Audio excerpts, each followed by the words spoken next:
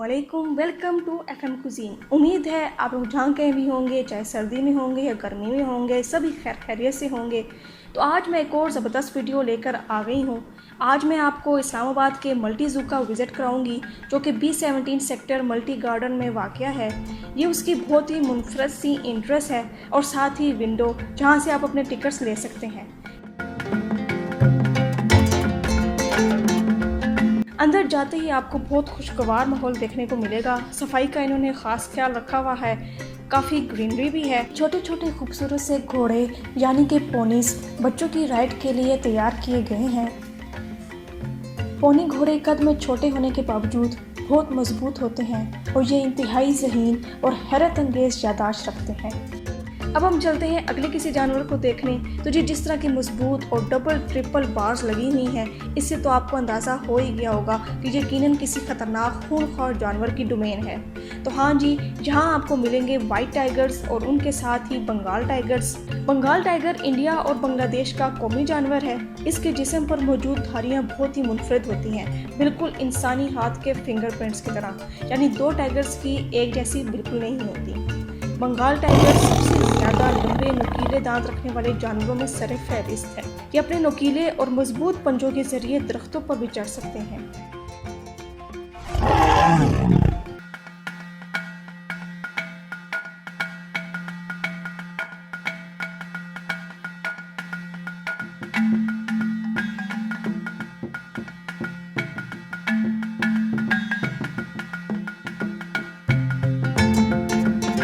White tiger या दूसरे लफ्ज़ों में जिनको ब्लीच टाइगर कहा जाता है, असल में बंगाल टाइगर की ही एक किस्म है। कहते हैं कि हर 10,000 बंगाल टाइगर्स के बाद कोई वाइट टाइगर पैदा होता है। बंगाल टाइगर्स के मुकाबले में ये ज़्यादा जल्दी ग्रो होते हैं, वज़न में भी उनसे भारी होते हैं और लंबाई में भी तकरीबन 10 फुट तक जा सकते हैं।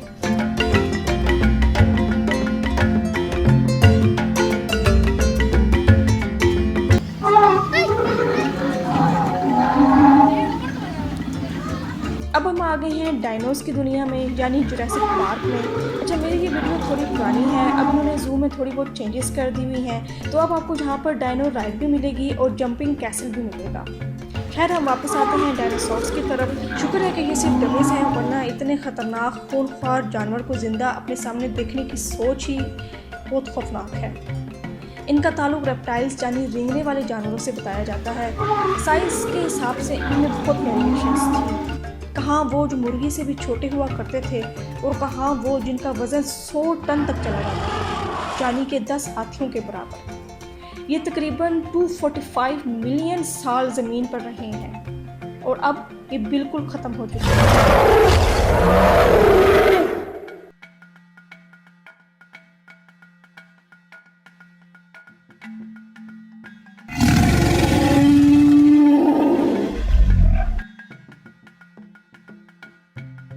अब हम आ गए हैं हिरणों की तरफ। इस वक्त जो आप देख रहे हैं, ये चीतल हिरन कहलाते हैं।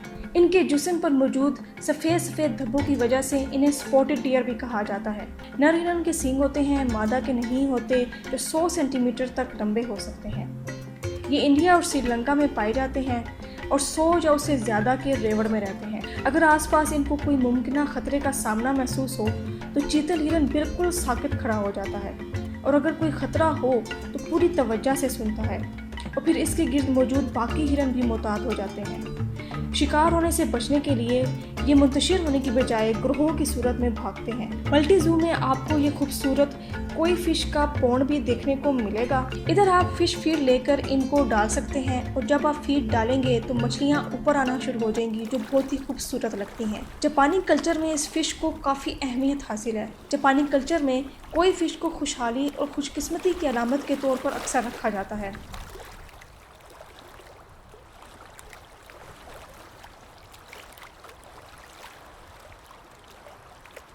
इन रंग बिरंगी मछलियों को आमतौर पर एज एन ऑर्नामेंटल फ़िश यानी सजावटी मछली के तौर पर रखा जाता है, जैसे कि आउटडोर पॉन्ड्स वगैरह में। ये इंतहाई ज़हीन मछलियाँ होती हैं। ये उस शख्स को पहचान सकती हैं जो इन्हें खाना डालता है। इन्हें कुत्ते और बिल्ली के जैसे अपने हाथ से खाना खिलाने के लिए ट्रेन भी किया जा सकता है।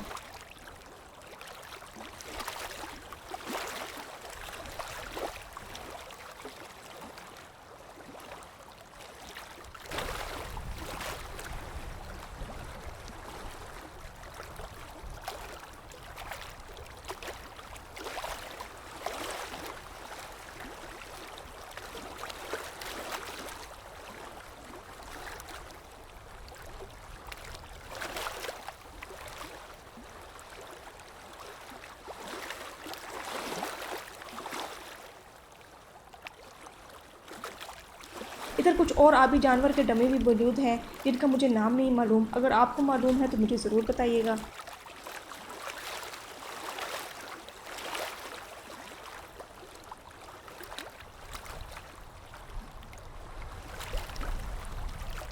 ये ब्लैक बक डियर है जो कि इंडिया और पाकिस्तान में पाया जाता है। इसका लाइफ स्पैन 10 से 15 साल का होता है। और ऑफ कोर्स ज़ेबरे का किसको नहीं पता। ये 20 से 30 साल ज़िंदा रहते हैं और अफ्रीका में पाए जाते हैं। अगरचे ज़ेबरे दूर से हमें एक जैसे नज़र आते हैं, लेकिन दर हकीकत हर एक का डिफरेंट स्ट्राइप पैटर्न होता है। बिल्कुल घोड़ों की तरह ये खड़े खड़े सो सकते हैं। इस तरह शिकार होने से बचने के लिए ये जल्दी से जाग कर अलर्ट हो सकते हैं। शिकारी से बचने के लिए ये भागते भी जिग-जैग पैटर्न में हैं ताकि शिकारी का इनके पीछे भागना मुश्किल हो जाए। ये हैं जी लामा साहब और ये जनूबी अमेरिका के पहाड़ी इलाके के रहने वाले हैं। इनका ताल्लुक ऊँटों से है और ऊँटों की तरह ये सामान की तर्सील के लिए इस्तेमाल होते हैं, लेकिन ये अपनी हदूद जानते हैं। अगर आप बहुत ज़्यादा वज़न इन पर लादने की कोशिश करेंगे तो कभी इम्कान है कि ये लेट जाएंगे और या हिलने से ही इनकार कर देंगे। और एक बहुत ही इंटरेस्टिंग बात मैं आपको इनके बारे में बताती चलूँ कि जब एक लामा दूसरे लामा पर नाराज़ होता है तो वो अपनी नापसंदीदगी का इजहार करने के लिए अपनी ज़बान बाहर निकाल लेते हैं। अब आप जो देख रहे हैं ये सफ़ेद हिरन यानी अल्बिनो डियर है। इनकी बॉडी में वो जीन्स नहीं होता जो कि हिरन को रंग देता है।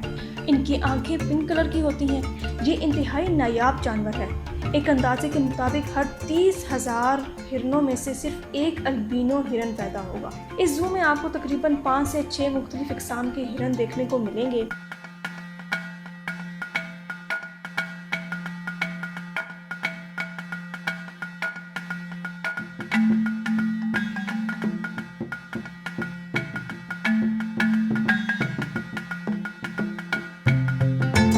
हिरन की एक और किस्म आपके सामने है। ये रेड डियर कहलाते हैं। इसमें भी सिर्फ नर के ही सींग होते हैं जो मौसम बहार में निकलना शुरू होते हैं और हर साल आमतौर पर सर्दियों के आखिर में झड़ जाते हैं। ये हड्डियों से बने सींग होते हैं और जब वो गिरते हैं तो नए सिरे से दोबारा बेस से रीग्रो करते हैं और ये प्रोसेस दोबारा से शुरू हो जाता है और हर दफ़ा सींग पहले से ज़्यादा बड़े होते हैं। जब एक सींग बढ़ रहा होता है तो एक वेलवेट टाइप स्किन से कवर होता है जो हड्डी को ऑक्सीजन और न्यूट्रिएंट्स प्रोवाइड करता है। तकरीबन साल की 10 से 15 किलो वेलवेट स्किन निकलती है जिसको मुख्तलिफ मेडिसिन्स में यूज़ किया जाता है। और जी ये आगे हैं बारह सिंगा साहब जो पता नहीं क्यों इतने गुस्से में हैं कि इनका बस नहीं चल रहा कि ये जंगले को उखाड़ बाहर करें और हमें हाथ बोझें। इसके बारे में कहा जाता है कि अगर इसे किसी शिकारी की आसपास मौजूदगी का एहसास हो तो ये पहाड़ की चोटी से भी कूद पड़ता है, लेकिन उसके बावजूद इसे कोई चोट नहीं लगती। ये सांप खाने का भी शौकीन होता है और सांप को दुम की तरफ से खाता है।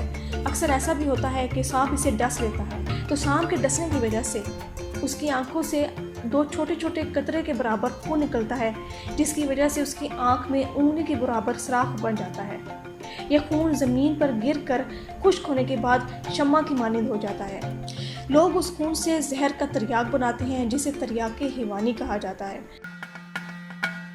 अब हम आ गए हैं लेसर स्पॉट नोज मंकी की तरफ। ये छोटे बंदरों की एक किस्म है जिनकी दुम बहुत लंबी होती है, काला चेहरा और सफ़ेद नाक होती है। अगर इसके ग्रोह को कोई ख़तरा महसूस हो तो नर बंदर गले से बिल्ली जैसी खर की आवाज़ें निकालता है जिसका मकसद शिकारी की तवज्जो हटाना होता है ताकि बाकी बंदर कोई महफूज जगह तलाश करके छुप सकें। ये हैं जी वर्वट मंकी। ये अफ्रीका से फ़्लाइट लेकर यहाँ पहुँचे हैं। ज़्यादातर दिन के वक्त एक्टिव रहते हैं और रात के वक्त दरख्तों पर सोते हैं। ज़मीन पर आपको ये कम ही मिलेंगे। अपने चारों लिम्स को यूज़ करते हुए चलते भी हैं और ये तैर भी सकते हैं और तकरीबन रोज़ ही कुछ घंटे अपने जिस्म से जुएं और मट्टी वगैरह निकालने में सर्फ करते हैं। वर्वट मंकीज़ में ख़तरा भांप कर अलार्म कॉल देने की बहुत वैरायटीज़ हैं और हर कॉल का मुख्तलिफ रद्द-ए-अमल होता है, जैसे दरख्तों की तरफ भागना, ऊपर से आने वाले किसी खतरे के पेश नज़र आसमान की तरफ देखना। हर एक के लिए अलग आवाज़ होती है। अक्सर बंदरों के दोनों चीक्स यानी गालों के अंदर पाउचेस होते हैं जिनमें वो खाना स्टोर कर सकते हैं। ऐसे पाउचेस वर्वट और वाइट नोज दोनों मंकीज़ के चीक्स में मौजूद होते हैं।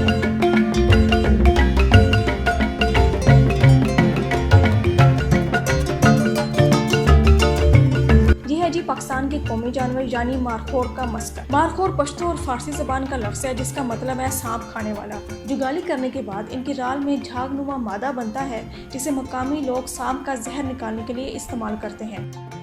अब हम आ गए हैं परिंदों की दुनिया में, जहां आपको हर तरफ मोर, मुर्गियां और बतखों की बहुत सारी इकसाम मिलेंगी। और सबसे मज़े की बात यह है कि सब आज़ाद हैं, इधर से उधर घूम फिर रहे हैं। आप इनकी फीड बाय करके इन्हें अपने हाथों से खाना खिला सकते हैं।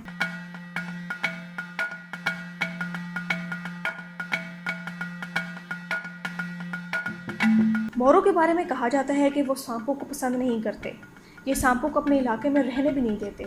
अगर इन्हें कोई सांप मिल जाए तो चाहे वो जहरीला ही क्यों ना हो, उससे भरपूर तरीके से लड़ते हैं और सांप खा भी सकते हैं। लेकिन मोर तैर नहीं सकते। कुरून वस्ता के दौर में मोर को खास मौक़ों पर शाही खानदान को उनके हाई स्टेटस की अलामत के तौर पर खाने में पेश किया जाता था। ये अब हम आ गए हैं जी शुतुरमुर्ग के पास।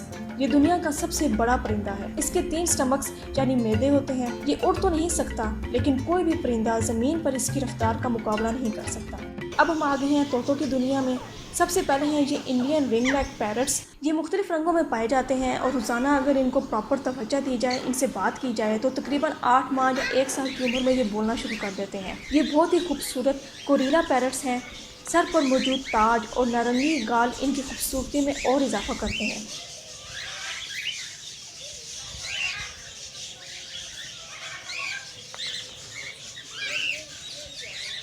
जहाँ पर मुख्तलिफ इकसाम की फ़ख्ताएँ भी आपको मिलेंगी। ये तो आपको पता है कि फ़ख्ता को अमन की अलामत समझा जाता है। आमतौर पर जब बाकी परिंदे पानी पीते हैं तो वो अपनी चोंच में पानी भरकर अपना सर ऊपर की तरफ उठाते हैं ताकि वो चोंच भरकर पानी अपने हलक में डाल सकें। लेकिन फ़ख्ता का तरीक़ाकार मुख्तलिफ है।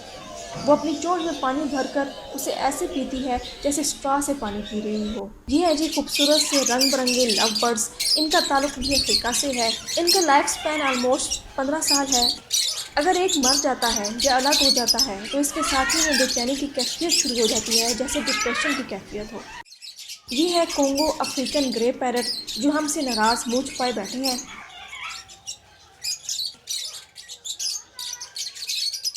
ग्रीन विंग मकाओ को दरियाई मिट्टी खाने की आदत होती है, जिसकी वजह से ये जहरीले फल भी खा सकते हैं क्योंकि मिट्टी जहरीले मादों को बेअसर कर देती है। इनको बोलना सिखाया जा सकता है। ये काफ़ी वक्त खेलने और एक दूसरे की जुएं निकालने में भी सर्व करते हैं।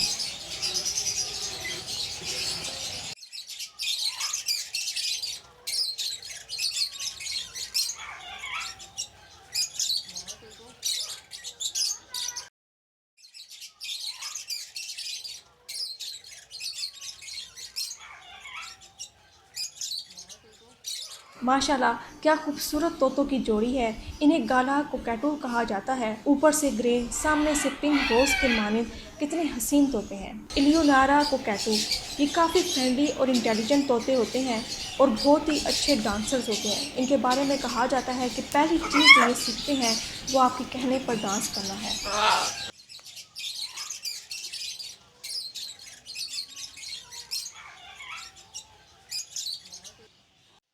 ये मकाऊ साहब लगता कुछ फिक्स करने की कोशिश कर रहे हैं।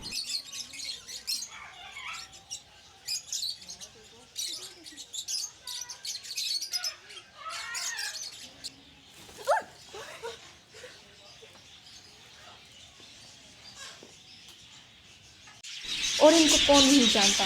ये तो तकरीबन हर एक ने कभी ना कभी घर में पाले ही होंगे।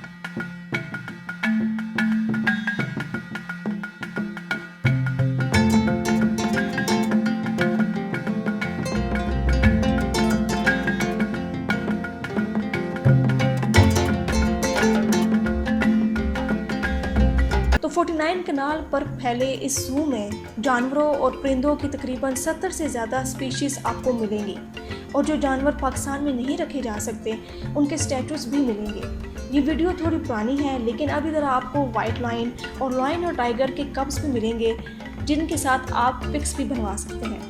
बहुत बेहतरीन और वेल केप्ट ज़ू है।